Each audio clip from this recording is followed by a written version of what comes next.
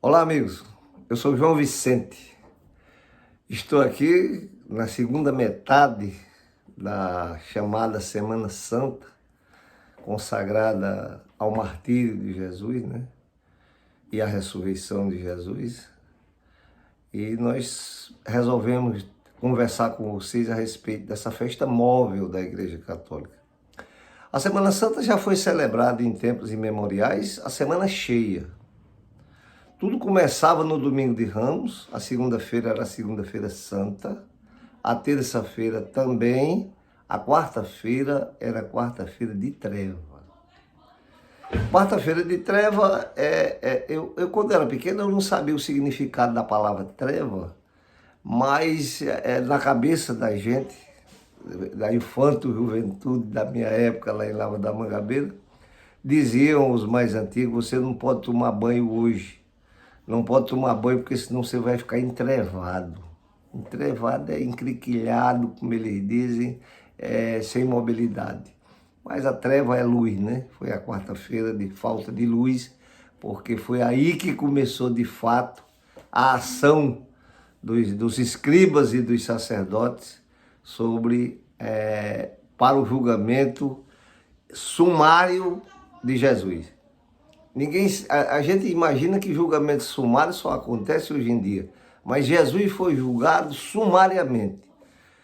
Procuraram testemunhas, ninguém quis testemunhar e eles conseguiram testemunhas falsas, que provavelmente tenham feito delações premiadas, né, para castigá-lo, para castigar Jesus e condená-lo à morte. Tudo começa no domingo de Ramos. Jesus entra na chamada entrada triunfal em Jerusalém. Ele vem montado num jumentinho, segundo as escrituras, como prova de humildade, e é seguido por uma verdadeira multidão. As pessoas que o seguiam e aqueles que faziam aquele corredor polonês por onde ele passava, exibiam folhas, palhas de vegetais, que na época seriam com certeza palmeiras, porque lá naquela região, a região onde existe, é uma região desertificada, onde só existe tâmaras e palmeiras diversas, a vegetação característica do deserto. Aqui no Ceará, lá na minha terra, aqui não tem, mas lá na minha terra utilizava-se a folha, o galho, o olho da carnaúba. Carnaúba é uma vegetação que tem de Pombal para frente. De Pombal para lá já existe carnaúba, até a Mata dos Cocais, lá no Maranhão, no Piauí. Pois bem, então aqueles galhos eram exibidos, Jesus os benzia e eram guardados para quê? Para aplacar as tempestades. Quando havia chuvas tempestuosas, queimava-se um galho de ramo e colocava-se fora para domar a natureza, a fúria, às vezes, que considerava-se da natureza, e naquelas tempestades, os raios e etc., e os ventos. Então nós resolvemos, o site resolveu hoje fazer um histórico, inclusive rememorar, reprisar os hábitos. Eu já falei de alguns, eu já falei da questão da Semana de Treva, a Quinta-feira Santa, que foi também foi o dia da prisão, a noite da prisão de Jesus, né? Na noite foi a prisão de Jesus.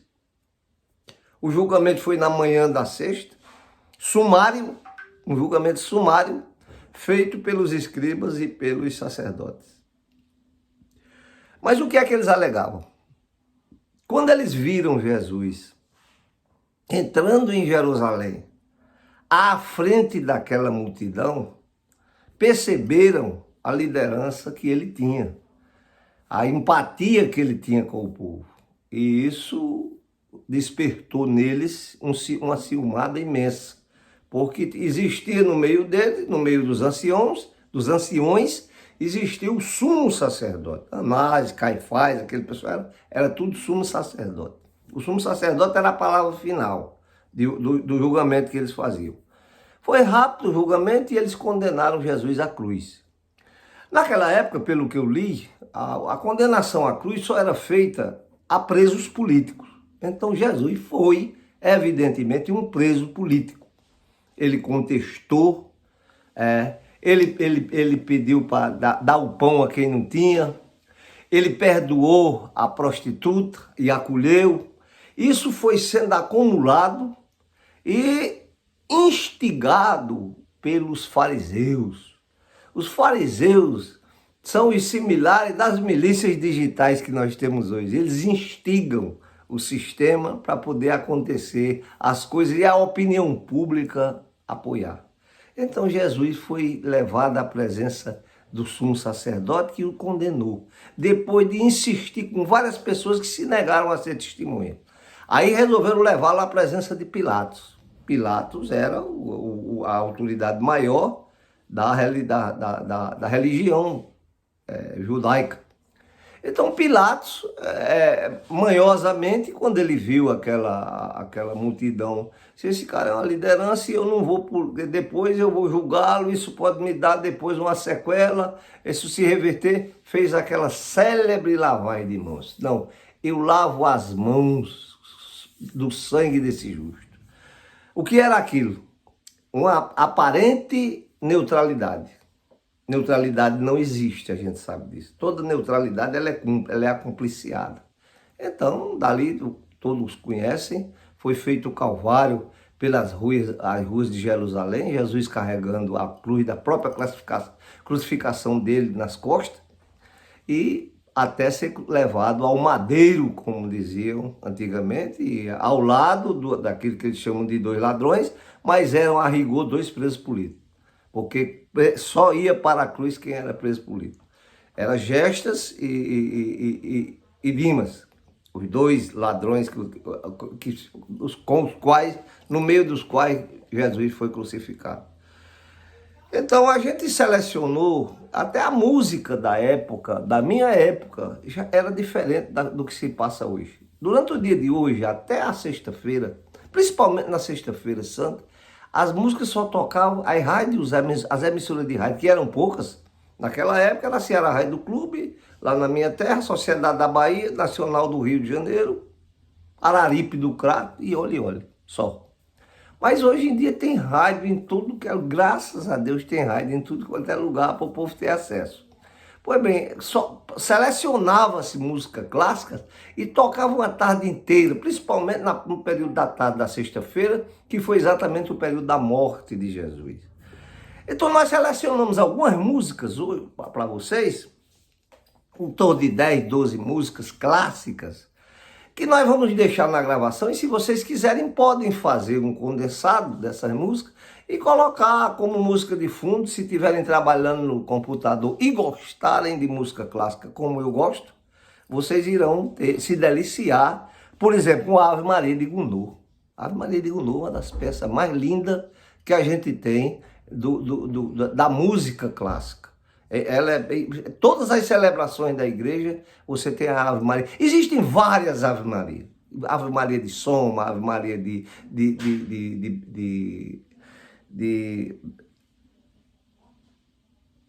Chopin, e várias Ave Maria. Mas a Ave Maria que marca é a Ave Maria de Gounod.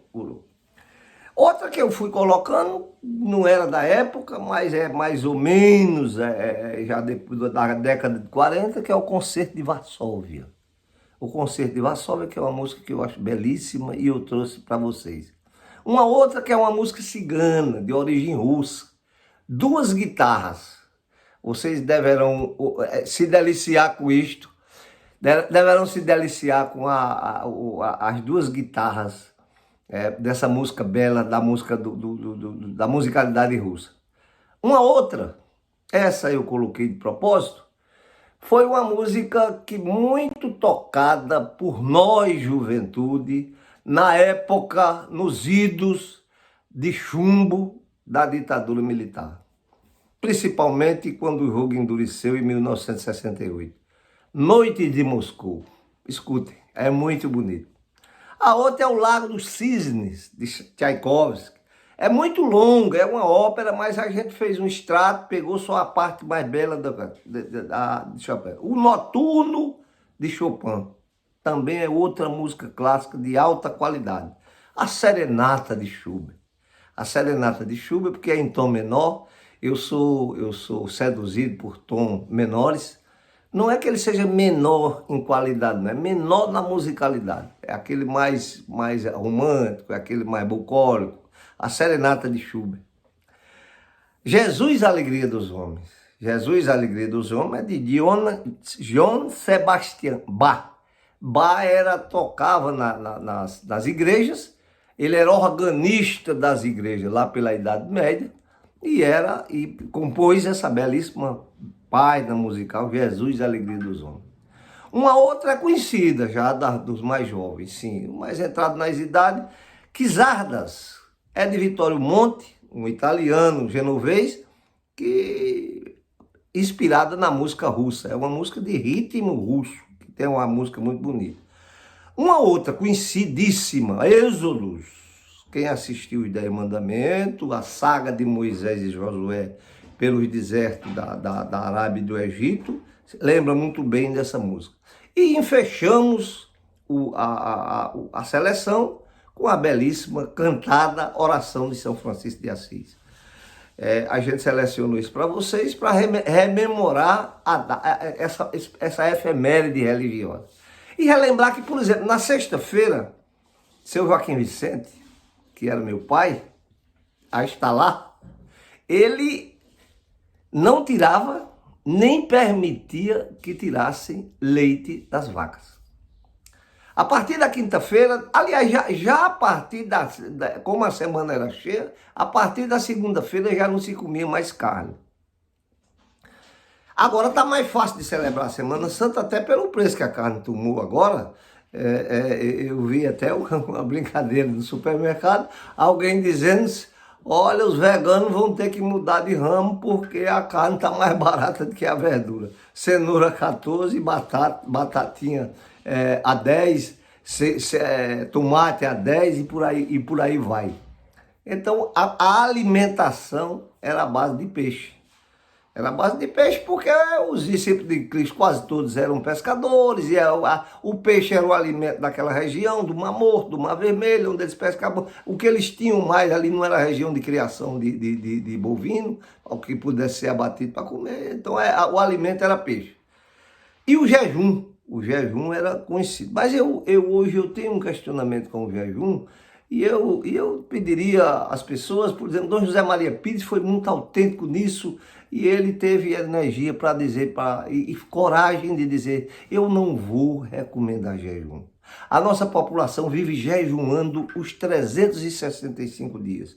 No momento que eu saio pelas ruas, que eu vejo as pessoas debaixo das marquises sem ter teto, vejo elas com as mãos esquálidas estendidas, com muita fome, a pedir, a mendigar, eu ainda ir impor àquela pessoa um dia de jejum, seria também muita insensatez da nossa parte, seria insensatez dos religiosos.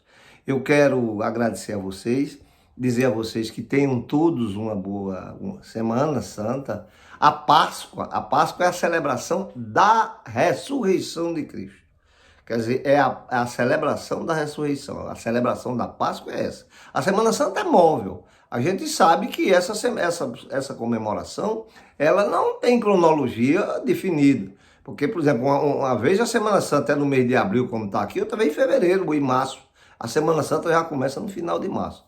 Então, se houve um falecimento, a data de falecimento de seu Joaquim Vicente foi o dia 24 de outubro de 1957. Isso não tem mutação. Mas eram festas móveis da igreja que tem, e era preciso que tivesse para poder as pessoas entenderem melhor as escrituras e não levarem radicalmente ao pé da letra aquilo que está escrito. Se a gente puder entender o que a gente lê, a gente tem condição de interpretar.